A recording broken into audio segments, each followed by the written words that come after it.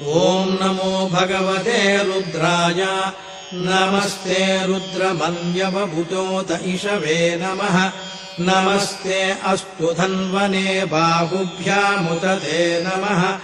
यात इषुः शिवतमा शिवम् बभूवते धनुः शिवाशरं यातवतया नो रुद्रमृडया याते रुद्रशिवा तनूरघोरा पापकाशिनी तया नस्तनुवाशन्तमया गिरिशन्ताभिचाकशीः यामिषुम् गिरिशन्तहस्ते बिभर्ष्यस्तवे शिवाम् गिरित्रताम् कुरु माहिगुंषेः पुरुषम् जगत् शिवेन वचसा त्वा गिरिशाच्छावदामसि यथा नः सर्वविज्जगदयक्ष्मगुम् सुमना असत् अध्यवोचदधिवक्ता प्रथमो दैव्योऽभिषक् अहीगिश्च सर्वान् जम्भयन् सर्वाश्च यातु धान्यः असंयस्ताम्रो अरुणबुधबभ्रुः मङ्गलः ये चेमागुम् रुद्रा अभितो दिक्षु स्थिताः सहस्रशो वैशाखुम् खेडयीमहे असंयो वसर्पति नीलग्रीवो विलोहितः उतैनम् गोपा अदृशन्नदृशन्नुदहार्यः उतैनम् विश्वाभूतानि सदृष्टो मृडयातिनः नमो अस्तु नीलग्रीवाय सहस्राक्षाय भीरुषे अथो ये अस्य सत्त्वानोऽहम् तेभ्यो करम् नमः प्रमुञ्च धन्वनस्त्वमुभयोरात्रियोर्ज्याम् याश्च ते हस्त इषवः पराता भगवो वप अवतत्य धनुस्त्वम् सहस्राक्षशतेषु धे निशीर्य शल्यानाम् मुखा शिवो नः सुमना भव विद्यम् धनुःकपर्दिनो विशल्यो बाणवागुम्भुता अनेशन्नस्येषव आभुरस्य निषङ्गधिः याते हेतिर्मीढुष्टमहस्ते बभूवते धनुः तयास्मान् विश्वतस्त्वमयक्ष्मया परिभुजा नमस्ते अस्त्वायुधाय नातताय धृष्णवे उभाभ्यामुत ते नमो बाहुभ्याम् तव धन्वने परिते धन्वनो हेतिरस्मान् वृणक्तु विश्वतः अथो य इषुधिस्तवारे अस्मन्निधेहितम् नमस्ते अस्तु भगवन् विश्वेश्वराय महादेवाय त्रयम्बकाय त्रिपुरान्तकाय त्रिकाग्निकालाय कालाग्निरुद्राय नीलकण्ठाय मृत्युञ्जयाय सर्वेश्वराय सदाशिवाय श्रीमन्महादेवाय नमः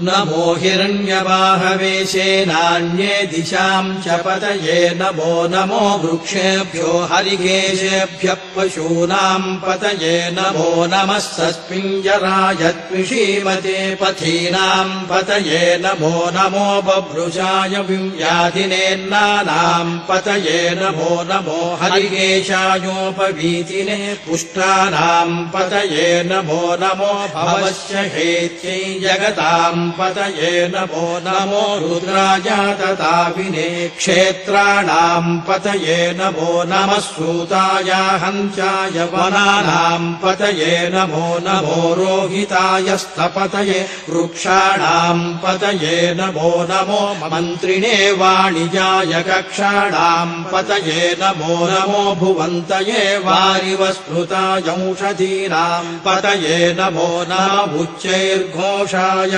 क्रन्दयते पतीनाम् पतये नमो नमः कृत्स्नवीताय धावते सत्वराम् पतये नमः नमः सहमानाय व्याधिनाम् व्याधिनीनाम् पतये नमो नमः ककुभाय निषङ्गिणे सेनानाम् पतये नमो नमो निषङ्गिण इषुधिमते तस्कराणाम् पतये नमो नमो वञ्चते परिवञ्चते स्थायूनाम् पतये नमो नमो निचेरवे परिचरायारण्यानाम् पतये नमो नमः श्रुकाविभ्यो जिघा नागुंसद्भ्यो मुष्णताम् पतये नमो नमोऽसिमद्भ्यो नक्तम् चरद्भ्यः प्रकृन्तानाम् पतये नमो नम उष्णीषिणे गिरिचराय कुलुञ्चानाम् पतये नमो नम इषुमद्भ्यो धन्वाविभ्यश्च वो नमो नम आतन्वानेभ्यः प्रतिदधानेभ्यश्च वो नमो नम आयच्छद्भ्यो विसृजद्भ्यश्च वो नमो नमोऽस्यद्भ्यो विद्यद्भ्यश्च वो नमो नम आशीनेभ्यश्च यानेभ्यश्च वो नमो नमः स्वपद्भ्यो जाग्रद्भ्यश्च वो नमो नमस्तिष्ठद्भ्यो धावद्भ्यश्च वो नमो नमः सभाभ्यः सभापतिभ्यश्च वो नमो नमो अश्वेभ्यो स्वपतिभ्यश्च वो नमः नम व्याधिनीभ्यो विविध्यन्तेभ्यश्च वो नमो नम उगणाभ्यस्त्रिगुंहतेभ्यश्च वो नमो नमो वृत्सेभ्यो वृत्सपतिभ्यश्च वो नमो नमो व्रातेभ्यो व्रातपतिभ्यश्च वो नमो नमो गणेभ्यो गणपतिभ्यश्च वो नमो नमो विरूपेभ्यो विश्वरूपेभ्यश्च वो नमो नमो महद्भ्यः क्षुल्लकेभ्यश्च वो नमो नमो रथिभ्यो रथेभ्यश्च वो नमो नमो रथेभ्यो रथपतिभ्यश्च वो नमो नमः सेनाभ्यश्चेनानिभ्यश्च वो नमो नमः क्षत्रुभ्यः सङ्ग्रहीतृभ्यश्च वो नमो नमस्तक्षभ्यो रथकारेभ्यश्च वो नमो नमः कुलालेभ्यः कर्मारेभ्यश्च वो नमो नमः पुञ्जिष्टेभ्यो निषादेभ्यश्च वो नमो नमः इषुकृभ्यो धन्वकृभ्यश्च वो नमो नमो मृगयुभ्यः स्वनिभ्यश्च वो नमो नमः स्वभ्यः स्वपतिभ्यश्च वो नमः नमो भवाय च रुद्राय च नमः शर्वाय च पशुपतये च नमो नीलग्रीवाय च शितिकण्ठाय च नमः कपर्दिने संयुक्तकेशाय च नमः सहस्राक्षाय च शतधन्वने च नमो गिरिशाय च शिपिभिष्टाय च नमो बीढुष्टमाय चेषुमते च नमो ह्रस्वाय च वामनाय च नमो बृहते च वंशीयसे च नमो वृद्धाय च संवृध्वने च नमो अग्र्याय च प्रथमाय च नम आशवे चाजिराय च नमः शीघ्र्याय च शीभ्याय च नमः पूर्व्याय चावस्वन्याय च नमः स्रोतस्याय च द्वीप्याय च नमो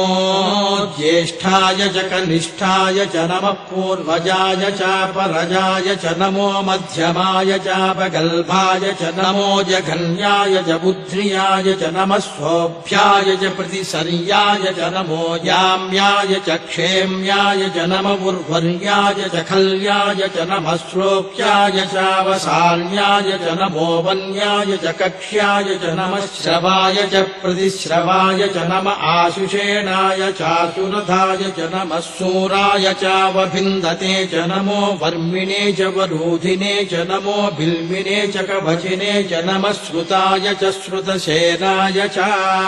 नमो दुन्दुभ्याय चाहनन्याय च नमो धृष्टवे च प्रवृषाय च नमो दूताय च प्रहिताय च नमो निषङ्गिणे चेषुधिमते च नमस्तीक्षेषवे चायुधिने च नमः स्वायुधाय च सुधन्वने च नमः श्रुत्याय च पथ्याय च नमः काठ्याय च नीप्याय च नमः सूद्याय च सरस्याय च नमो नाद्याय च वैशन्ताय च नमः कूप्याय च भट्याय च नमो वंश्याय च वंश्याय च नमो मेघ्याय च विद्युत्याय च नमः ईद्रियाय च तप्याय च नमो वात्याय च रेश्म्याय च नमो वास्तव्याय च वास्तुपाय च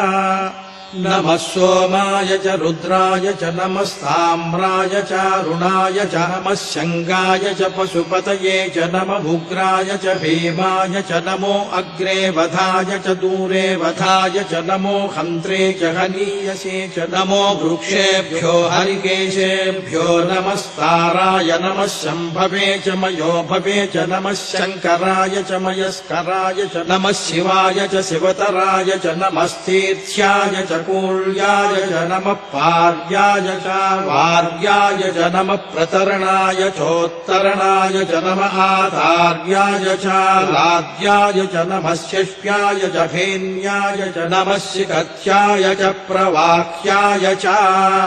नम इरण्याय च प्रपथ्याय च नमः किंशिलाय च क्षयणाय च नमः कपर्दिने च पुलस्त्रये च नमो गोष्ठ्याय च गृह्याय च नमः स्थल्प्याय च गेह्याय च नमः काठ्याय च गह्वरेष्ठाय च नमो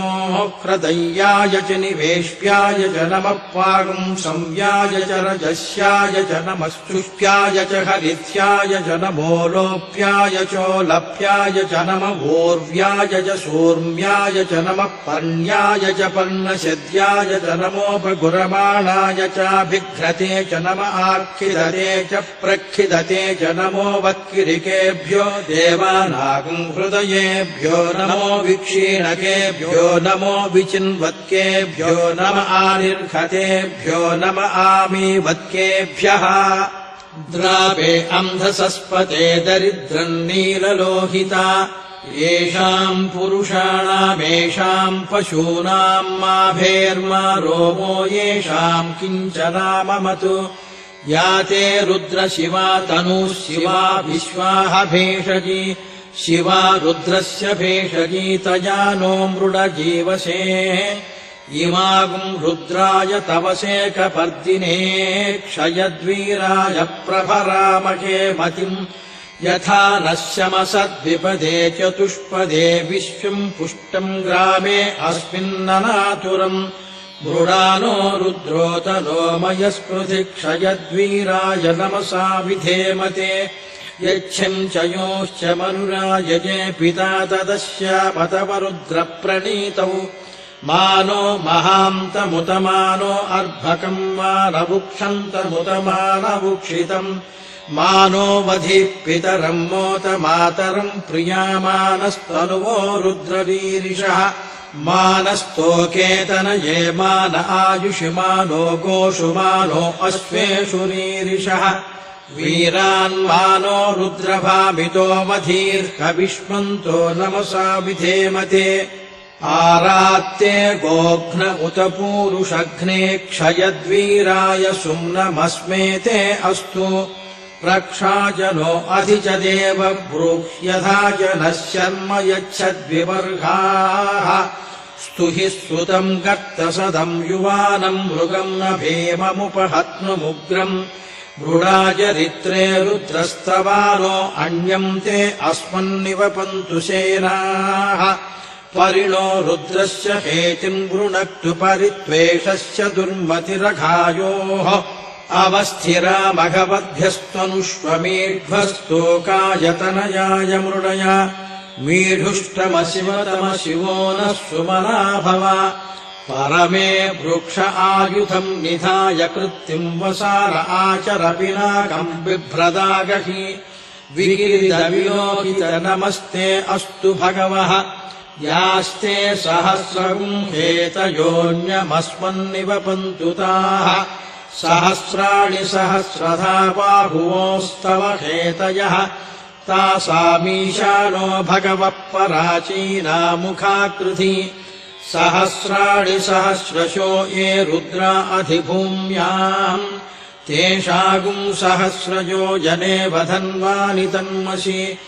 अस्मिन्महत्यर्नवेऽन्तरिक्षे भवा अधि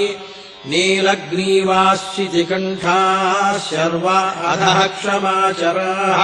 नीलग्रीवाश्चितिकण्ठादिवगुम् रुद्रामुपश्रिताः ये वृक्षेषु सस्मिञ्जरा नीलग्रीवा विलोहिताः ये भूतानामधिपतयो विशिखासक्कपर्दिनः ये अन्नेषु विविध्यन्ति पात्रेषु पिबतो जनान् ये पथाम् पथिरक्षय ऐलमृदायम् युधः ये तीर्थानि प्रचरन्ति श्रुकावन्तो निषङ्गिणः यजेतावन्तश्च भूयागुंसश्च दिशो रुद्रावितस्थिरे तेषागुम् सहस्रयो जने वधन्वानि तन्मसि नमो रुद्रेभ्यो ये पृथिव्याम् येऽन्तरिक्षे ये दिवि येषामन्नम् वातो वर्षमिषभस्तेभ्यो 10 प्राचीर्दश दक्षिणा 10 प्रतीचैर्दशोदीचैर्दशोर्ध्वास्तेभ्यो नमस्ते नो मृडयन्तु ते यम् विष्णो यश्च नो द्वेष्टितम् वोजम्भे दधामि त्र्यम्बकम् यजामहे सुगन्धिम् पुष्टिवर्धनम् उर्वारुकमिव बन्धनान् मृत्योर्मुक्षीयमामृतात् यो रुद्रो अग्नौ यो अप्सु यमोषधीषु यो रुद्रो विश्वा भुवना विवेश तस्मै रुद्राय नमो अस्तु तमुष्टुहि यस्विषु सुधन्वायो विश्वस्य क्षयति भेषजस्य यक्ष्वा महेशौ मनसाय रुद्रम् नमोभिर्देवमसुरम् दुवस्य अयम् मे हस्तो भगवानयम् मे भगवत्तरः अयम् मे विश्वभेषयोऽयगुम् शिवाभिमन्शरः एते सहस्रमयुतम् पाशामृत्यो मर्चाय हन्तवे तान् यज्ञस्य मायया सर्वानभयजामहे मृच्छवे स्वाहा मृच्छवे स्वाहा ॐ नमो भगवते रुद्राय विष्णवे मृत्युर्मे पाहि